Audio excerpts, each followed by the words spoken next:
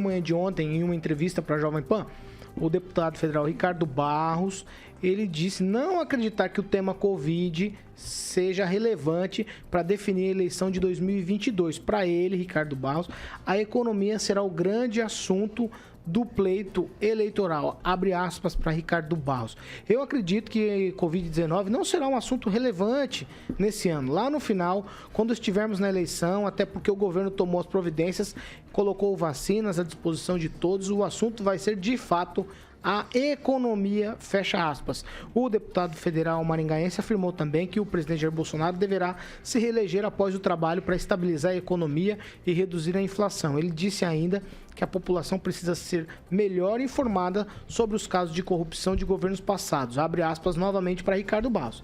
Eu não tenho dúvidas que no segundo turno, após este ano de trabalho, o presidente Bolsonaro será o favorito nas eleições de 2022. Kim Rafael. Olha, é uma questão bastante complicada, porque nós sabemos que o povo, né, ele vota com o bolso, né? Isso é fato.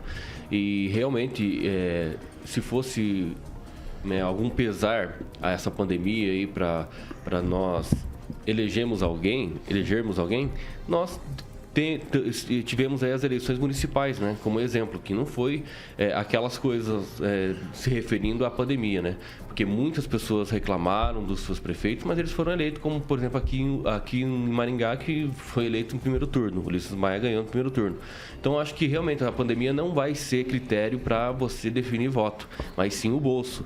E o Ricardo Barros está certo quando ele fala da economia, né, que a economia realmente ela não está boa, mas isso não só no Brasil estou me referindo, mas todo o mundo está assim. Então realmente essa questão vai ser um critério, vai ser o critério da votação com certeza, e é a economia, e isso vai pesar muito nos bolsos do brasileiro. Ô Pamela, aí me suscita assim, me levanta a dúvida na cabeça no seguinte sentido. Puxa vida, se ele vai resolver o negócio da economia em 22, ele tá deixando agora para ser o salvador da pátria em 22? Qual que é a situação? Não, Paulo, eu acho que questões econômicas são muito complexas, né? Porque a gente sabe que dependendo Mas de o deputado tem muita certeza que vai resolver. Porque eu acho que existe força de vontade, né? Ninguém sai de casa querendo perder, né? A gente sempre sai de casa querendo ganhar, querendo acertar, querendo ajudar, né? E eu não tenho dúvidas que o pessoal do governo pensa da mesma forma. Eu só vou discordar do Ricardo e até do meu colega Kim no sentido da pandemia. Eu acho que ela pode sim se refletir nas eleições do ano que vem.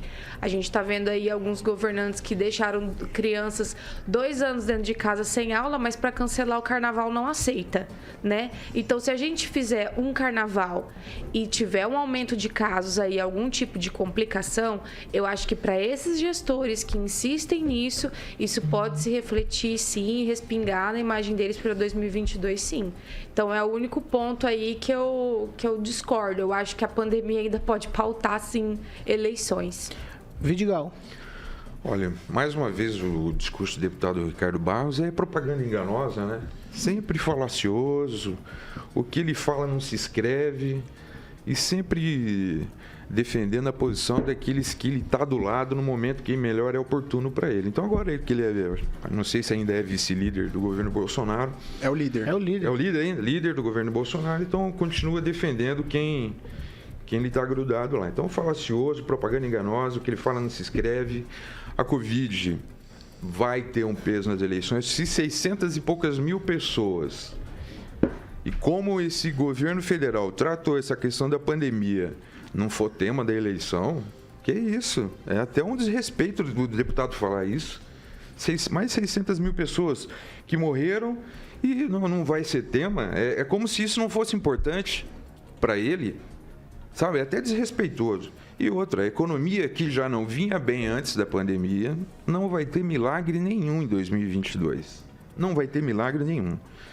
Então, assim, para mim é mais um desrespeito desse senhor deputado aí com as famílias dessas vítimas aí que perderam seus familiares para essa maldita doença. Neto. Professor, a gente tem que lembrar de outros desrespeitos também, né? Como construir estádios e não hospitais.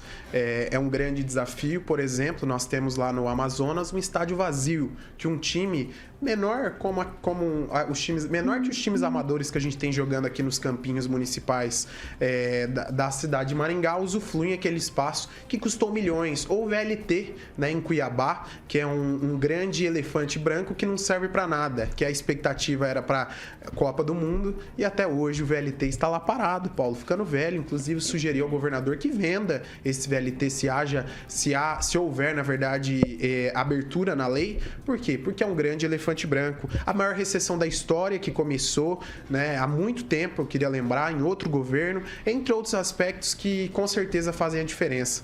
Eu acredito que o deputado Ricardo Barros, quando o assunto é estratégia política, ele é um cara que ele enxerga muito à frente do seu tempo. É um cara que tem experiência, e a gente sabe que na política, quando se fala em estratégia, experiência faz a diferença. O assunto Covid, Paulo, acredito eu que possa, sim, não ser tão lembrado nas eleições, exceto pela oposição. Por quê? Porque se o povo até esquece, né, que até recentemente um dos possíveis candidatos à presidenciável da República estava preso, acredito que outras coisas também acabam sendo esquecidas ao longo desse processo. Injustamente. Não, injustamente não, né, professor? Tanto é que os processos foram legais, todos anulados. Mas aí a gente vê, né, e é inocente. Um triplex que não era do cara e agora ele cobra na justiça o dinheiro do triplex que a mulher dele comprou vendendo Avon. 48% então nas pesquisas. Chora que dói. Essa é a realidade. Essa é a realidade. Não defender o lado 48% nas pesquisas. Tá bom. Um sítio onde tem a tua toalha, tá bom, o nome dele no quarto, os pedalinhos com o nome seu. Ele não é seu. Mas eu não quero questionar isso, Paulo. Eu quero questionar. Tá bom, não, você já questionou. Fernando Tupan, sua vez.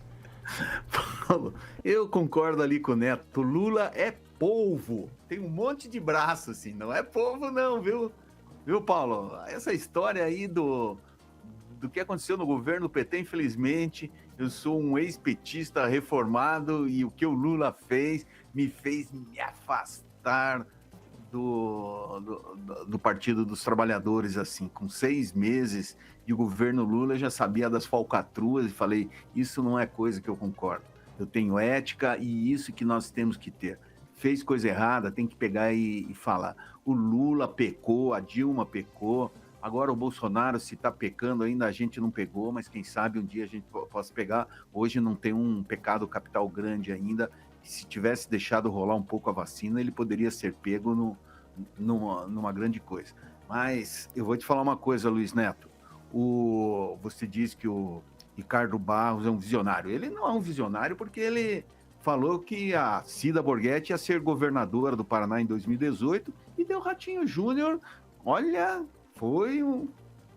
ele é um tipo de um bruxo aqui, que nós estamos aqui em Curitiba, que é o Chique Jeitoso, que está prevendo que o Requião vai vencer a eleição, mas pelo jeito o Requião não vai nem para a eleição se depender de alguns membros do primeiro escalão do PT paranaense e do PT brasileiro, entre eles a Dilma. Sabe por quê, Paulo Caetano? O Requião mandou no aniversário da Dilma um cartão desejando um feliz aniversário. Mas sabe quem assinou, Paulo Caetano?